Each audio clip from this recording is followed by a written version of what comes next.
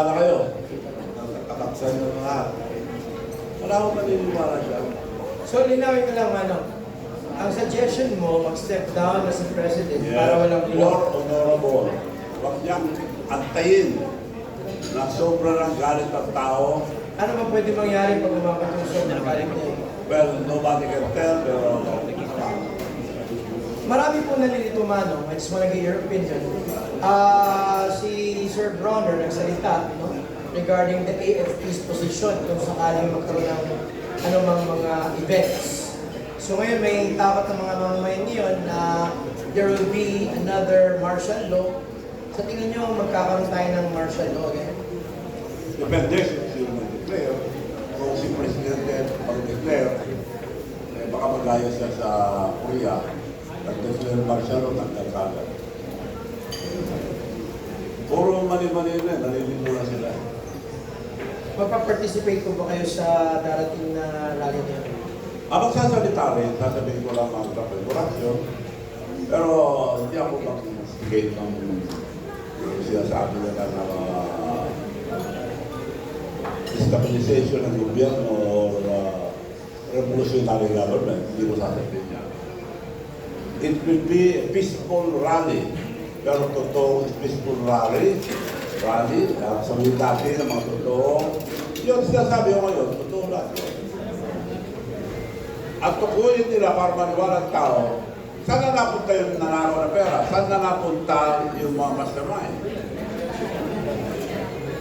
Bibintang niya sa mga congressman, bibintang niya sa mga senador, patatanong pa ng senador. Kasalanan na dyan, kasalanan na dyan. Halos ibintang na lahat. Pati bagyo, binibintang na eh. Pati climate change. Ano pa bang pruweba ang hinihintay nila? Yan ang tinatanong ng marami. Pinakitaan na ng pera, may umamin na. Kung yung mga gusto mag-witness, kinukulong eh. Kinukulong. Natapos. Paano sila magsabi ng ito? Nagsara na. Nung kinulong nila si Vizcaya, sinarado na dahil Para wala makausap. bubuksan daw. Kung bubuksan, makiusap ko, Speaker din Martin Romualdez ang magsalita para tingnan natin kung ano sa dali. Marami nakapansin, feeling na wala na po si former, Sa tingin nyo, nagdapat harapin niya? Magagawa niya bang harapin? Harapin niya ang taong bayan. Yung Pumunta sa rally, explain niya. Pero yung takot nila na mabaril sila, masasinin sila, isang valid reason. No, ako, dami ng panakot sa akin eh. Pakulog daw ako, pinailan ng plunder, lahat. No, ulitin ko ulit. Pakulong niyo ako, papatay niyo ako, okay lang. Pero tatlo ang dadaanan niyo.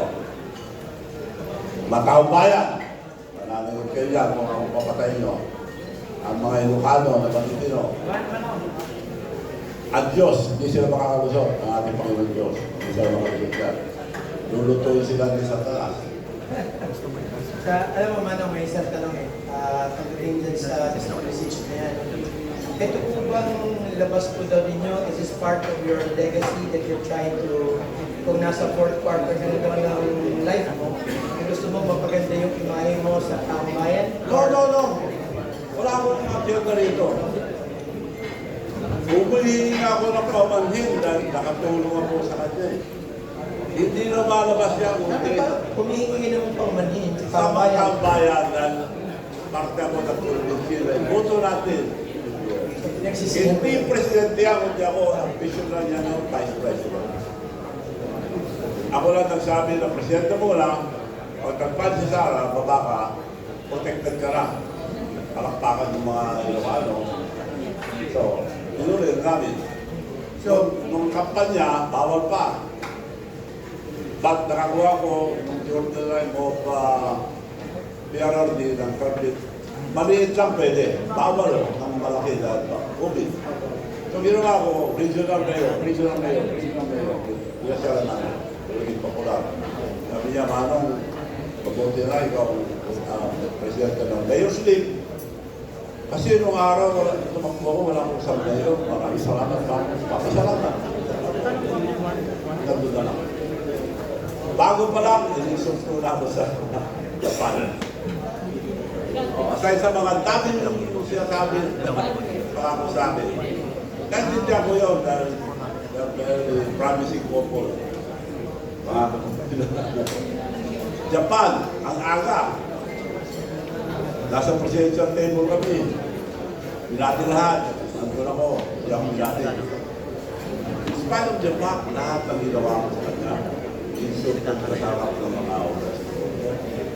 Pinaalala pa yung ano niya. Dad, Manong Challenge is here. Tinignan naman ako. Hindi ako binensyon. Bastos yun. Pero, kakalba ko, hindi. Kasama ko rin. Kaya ako, pero... Napatawad niyo na ba siya? Ako, napaya na ako. Of course, napaya ako. Tao na ako, hindi ako plastic eh. So, nung natapos yun, nagkalisan, napilitan ako naiwan dahil nagpapicture na ng tao. Gabi. Yung may iba nagpapicture na Ilocano, bastos naman ko siya. Diniis ko yun. Pangalawang malaking kasalanan niya, pagkuling kay President Digong Duterte. Dapat pakita niya na matigas siya, intulitin, at may sarili tayong batas, hindi pamigay sa mga bansa. Iyon ang masama. Ibig sabihin doon, meron siya statement niya na, ipapakita ko yung statement niya na hindi ko rin nalungkutan siya kay sisinyan, meron tayong sariling batas. Siya nagsasabi. Kung nakalimutan nyo na, papakita ko yun. So, yung ginawa nyo yan, hindi maganda. Meron tayo sariling batas. Bakit niya ipagkanuro sa ibang bansa? Ang Amerika, maski sinong tao nagkasala dito, embassy pupunta, tutulungan nilang maski anong kasalanan nila. Tayo, pinapadala natin. Hindi, dapat ibalik si Presidente Duterte para tayo maglinis. Kung naman ang kasalanan na, ipakita natin na matigas ang Presidente, kaibigan ko ito, pero kailangan malagot. Mahiwaga ang mga ginawa ng Trump. Nasaktan niya yung mga taong tumulong sa kanya. Ano ang pinakaugat kung bakit parang wala sa alignment o kilos o tama o normality yung ginagawa niya? Is it the people behind him? Or is it true na siya ngayon ay, according sa rumor, no, sa dark web, meron daw mga sindikato o drug lord o sa likod niya na hindi niya matanggihan. Kaya kahit na walang say-say ginagawa niya, totoo po ba yun? Malaki ko kung the very beginning, i-upload na siya.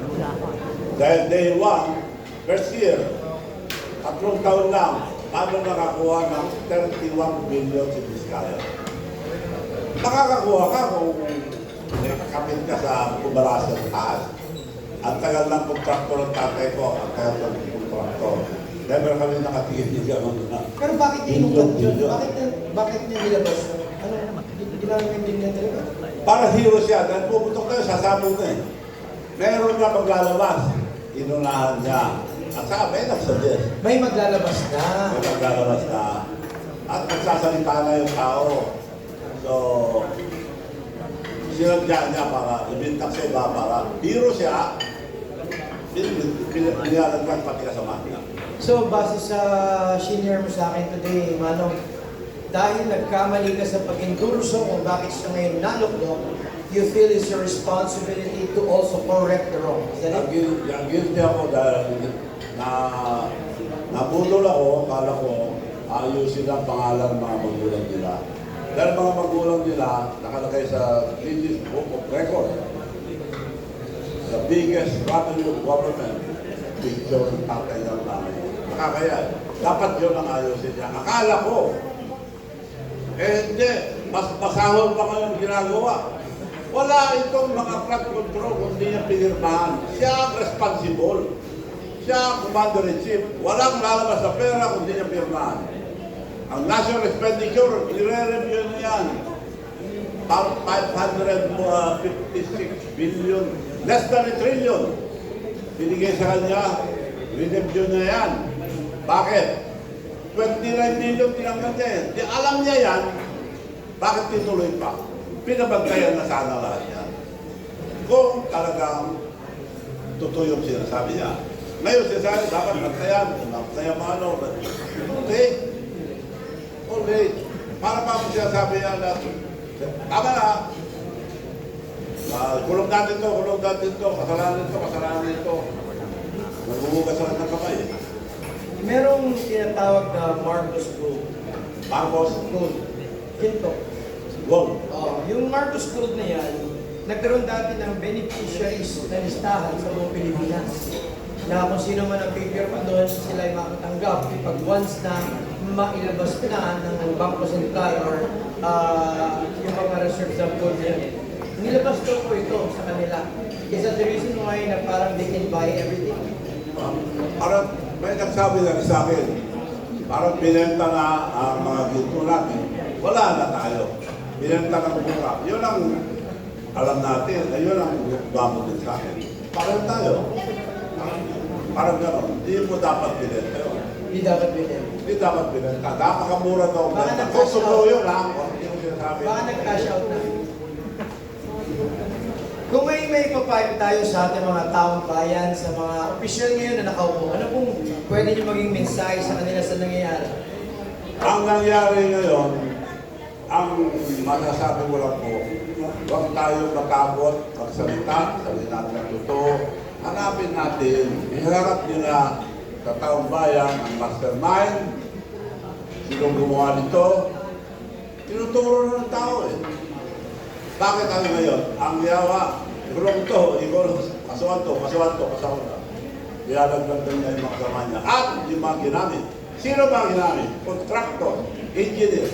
Mga engineers, hindi gagawa yan kung hindi loko sa kanila. Pinagkakalit na naman sila kung hindi nila yan pinag. So ginamit lang ito. Paano na yung mga nakinabang? Hindi niya sinabi.